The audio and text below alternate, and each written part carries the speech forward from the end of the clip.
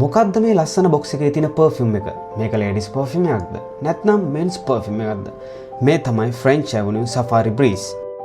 2025 දී ලොන්ච් කරපු මේක මගේ කලෙක්ෂන් එකේ තියෙන මම ආසම මගේ නම්බර් 1 සම සෙන්ට් එකක්. මගේ සිග්නේචර් පර්ෆියුම් එකක් විදිහටත් මම මේක යූස් කරනවා.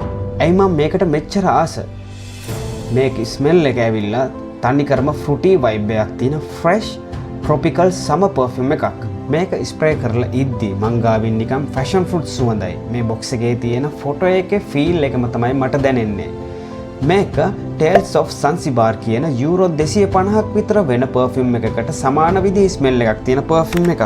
මේකේ නෝට්ස් විදිහට grapefruit, black currant, coconut, mint, jasmine, oak moss, amber වගේ නෝට්ස් අපිට මේකෙන් බලා ගන්න පුළුවන්. කියන්න වචන නෑ. 10 hours long lasting projection එකත් ඒ වගේම සුපිරි. ඔයාලත් ඔයාලගේ සිග්නේචර් පර්ෆියුම් එකක් විදිහට යූස් කරන්න පර්ෆියුම් එකක් ඕන නම් මෙන්න මේක තමයි ඔයාලට හරියටම හරියන පර්ෆියුම් එක.